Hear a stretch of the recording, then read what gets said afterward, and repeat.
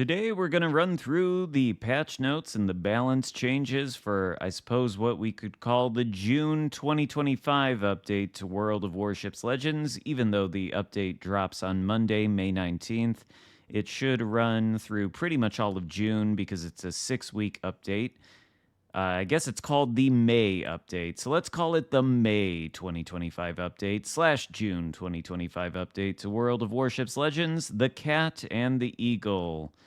There's a lot of stuff in these patch notes, so we're just going to skip right to the meat and potatoes, starting with the Eagle of the North Sea campaign. The reward for that has already been announced. It's the legendary tier German battleship Preußen. As always, our new campaign features a lot of exciting rewards, including German legendary tier battleship Preußen. This ship boasts some of the largest caliber guns in the game. They are 457mm guns, second largest caliber in the game. Very good accuracy for a battleship and tough armor protection. To receive the Preußen, complete all 120 milestones over 6 weeks, starting from May 19 with an active Admiralty backing. Catch-up mechanic is available. There's a whole list of the breakdown of the rewards for the campaign, which include ship parts for the ongoing Hindenburg Marathon. Of course, you can read the breakdown if you're so interested on the patch notes. The price for the Admiralty backing is the same, 2,500 doubloons. Moving on, Hindenburg Marathon Stage 2. The marathon rolls on, so you can continue to race for the legendary German cruiser Hindenburg during the second stage of the marathon, which lasts for the duration of the update, May 19th through June 30th. You can find ship parts via the following sources: Eagle of the North campaign, 1,500 ship parts without Admiralty backing, an additional 2,500 ship parts with Admiralty backing, Path of Progress calendar, 1,500 ship parts, weekly assignments, up to 3,000 ship parts in total. There's also these Retrofuturism boxes and select bundles from the store, where if you buy the bundles, you can get ship parts as a quote-unquote bonus up to 9,500. But I think so long as you buy the Admiralty backing, complete the campaign, do this calendar thing, and do the weekly assignments, and then do the same thing for the next update, you should be on track to get Hindenburg.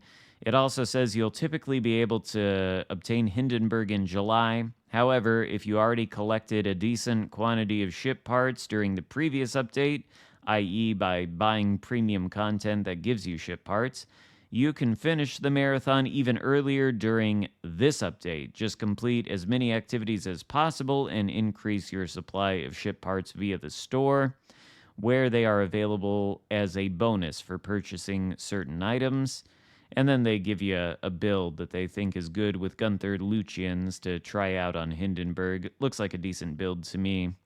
In any case, next up we have the Retrofuturism event and the Path of Progress calendar. Catch the wave of progress and a touch of nostalgia with new retrofuturistic ships Meteor and Scarlet Thunder. Scarlet Thunder, I wonder if that's a Duncan. That's what it is on PC. I have no idea what Meteor is, but Scarlet Thunder is a premium version of the Duncan on PC, so it's probably the same thing here. That certainly looks like a Duncan. There's also special commander guises and theme skins for Preußen, Karl Johann, and Zeton. You can find the new content in the store and Retrofuturism boxes, 2 of which are available via the main campaign and 1 more via the new calendar. Some of the themed items come in a bundle with bonus ship parts for the Hindenburg Marathon. More details will be revealed in a dedicated article. Also, the new themed calendar named Path of Progress begins on May 19th. Complete daily tasks over 4 weeks to unlock a new commander guise, Dr. von Roth, a brilliant and eccentric scientist. You can recover up to 4 missed days for free. I suppose that's the doctor there. Battle of Jutland. From May 19th, join us in commemorating the Battle of Jutland, the largest naval battle of World War I. Check out the Battle of Jutland crate for a chance to get new ships German cruiser Leipzig, German battleship Maltka, and British battleship Indefatigable. Indefatigable. You can also receive new skins for Agincourt, K. Albert, and Leipzig, permanent camouflage for Tiger 59, and more themed content. One Battle of Jutland crate will be available for free during the main campaign. And 3 free crates will be obtainable via the Remembering Jutland mission.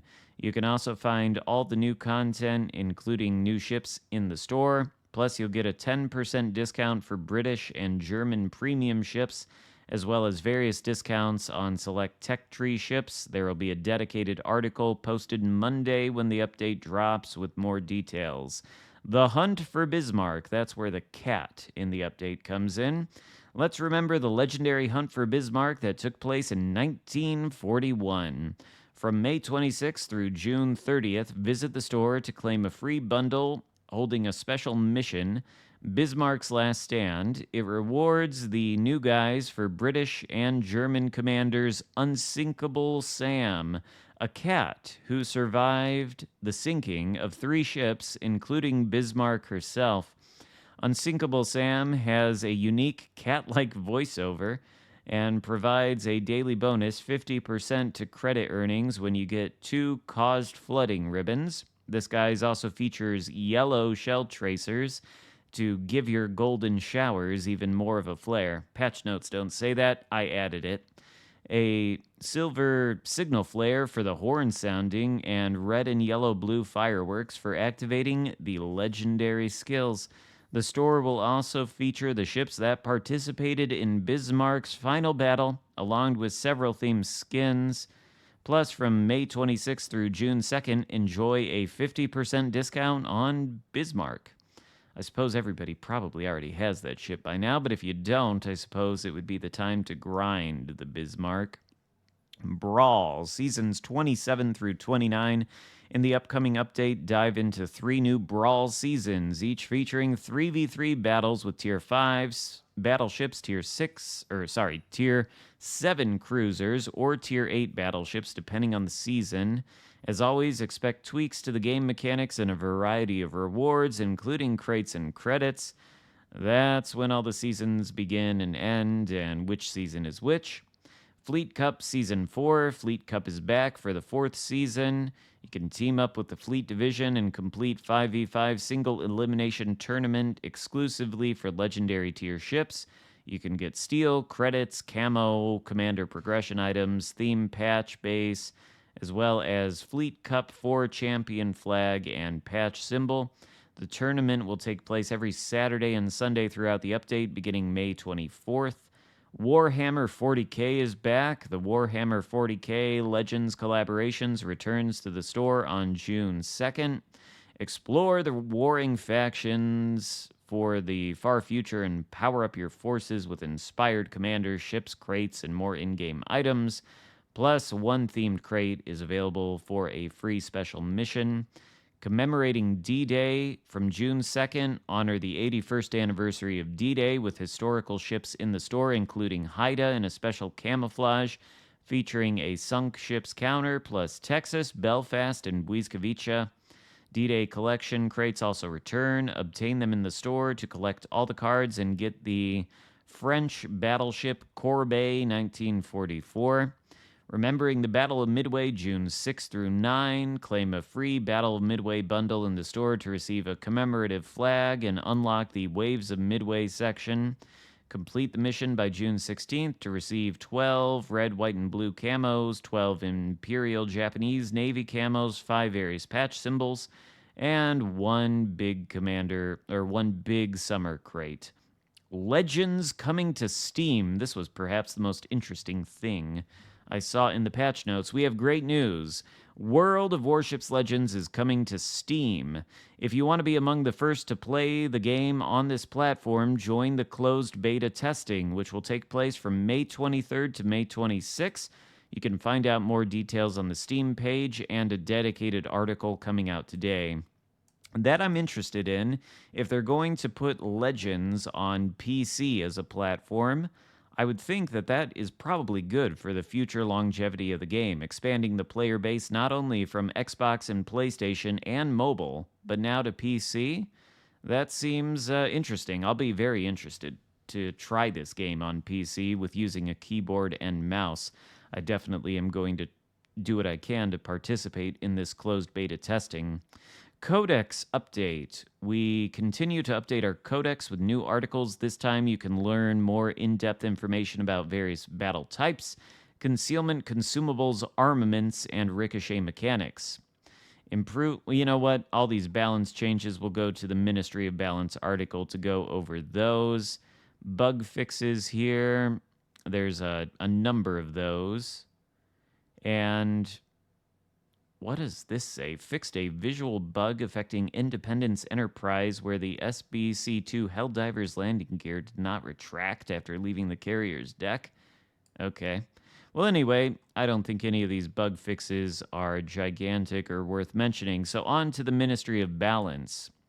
All right, so it has been several months since we have made this many balancing changes in a single update. And here's our epic comeback featuring a wave of buffs and tweaks for fighter, defensive AA, and various ships.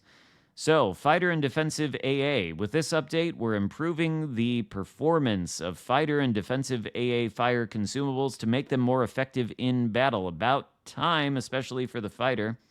At the same time, we've reduced the active duration of both consumables to prevent them from becoming too powerful against aircraft. Oh no, we couldn't have that. We don't want planes being shot down.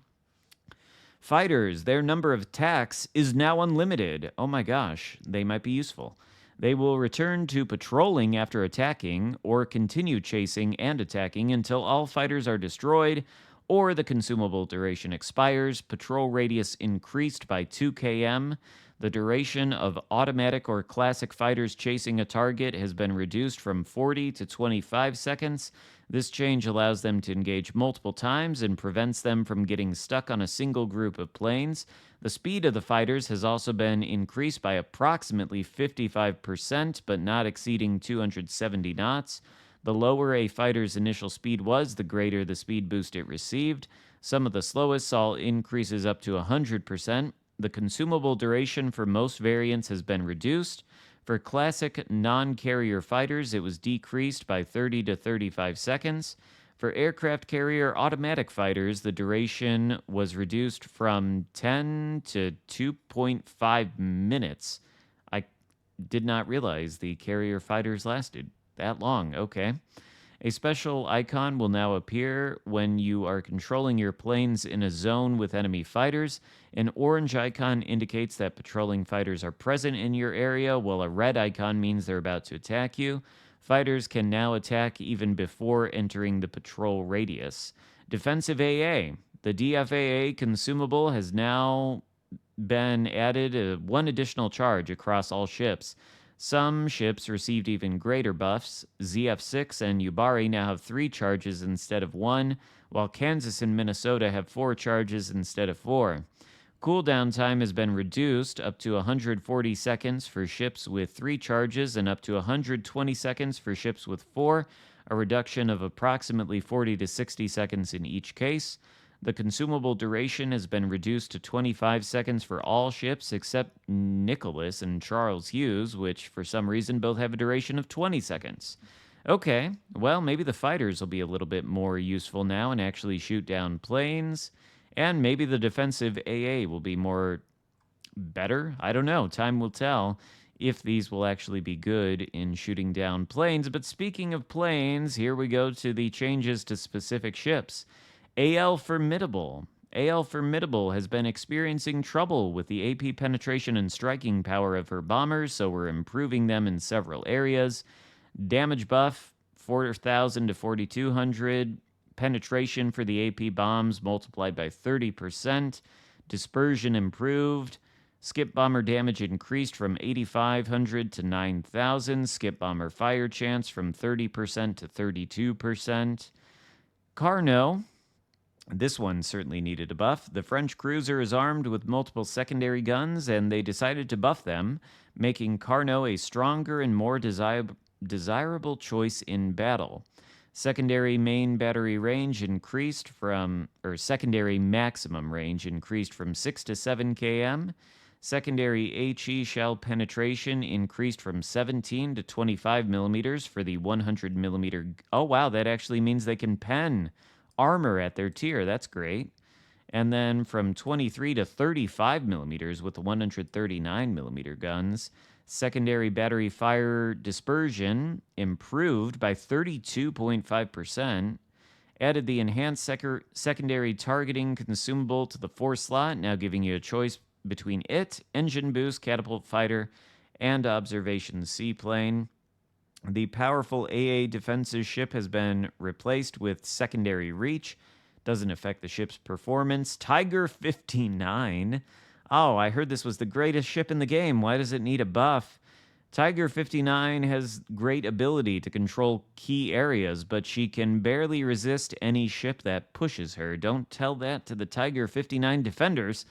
We're going to give her a better chance by improving the accuracy of her main battery guns to match that of German alternative destroyers like Z-31 and Elbing, which, to be frank, have like the most accurate guns in the game.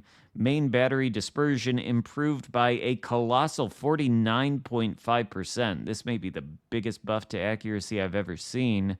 I don't know if that really is going to help the Tiger 59 resist any ship that pushes into her, but it's not the worst buff I've ever seen.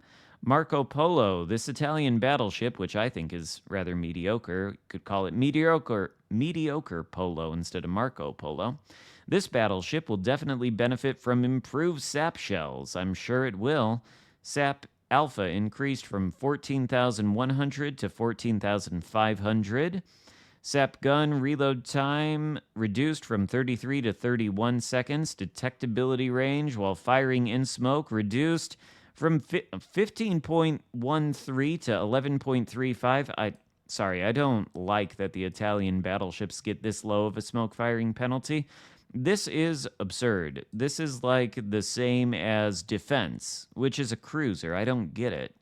In fact, I don't think the Italian battleship should have that low of a smoke firing penalty, but fair enough. I mean, Marco Polo, like I said, in my opinion, is pretty mediocre.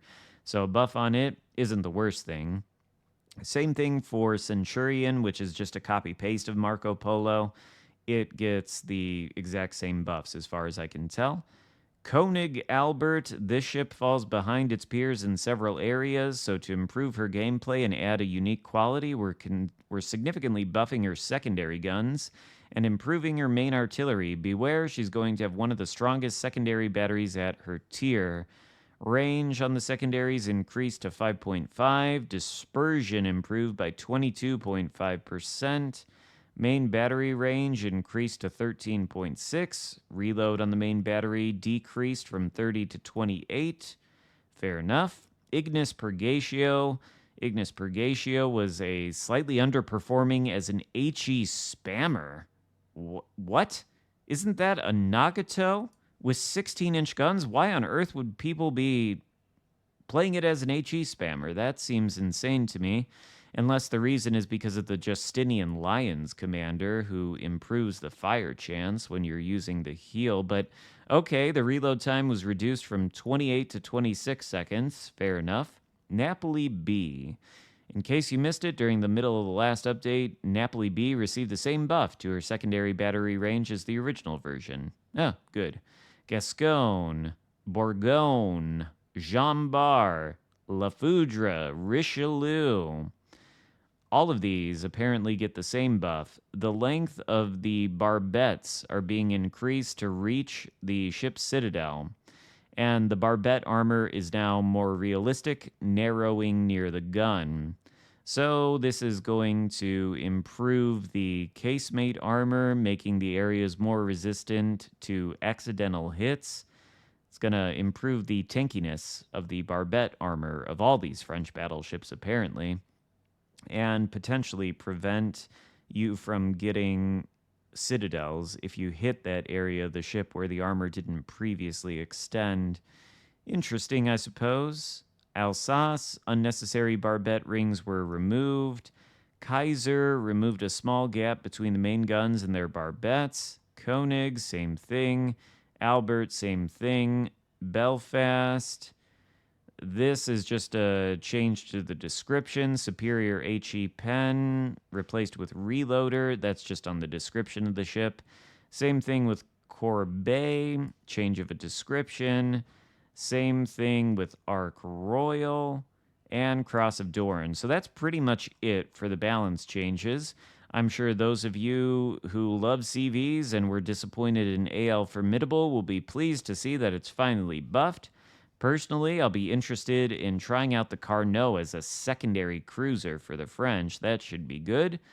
But that is it as far as the patch notes go and the Ministry of Balance. So, I don't know. Let me know what you think in the comments section. I don't know if we're going to stream the update or not. Probably not. But of course, we will check out the Preußen and see how that performs, make a video on it, etc. Give the video a thumbs up if you enjoyed it. Consider subscribing if you haven't already, and I'll see you next time. Goodbye.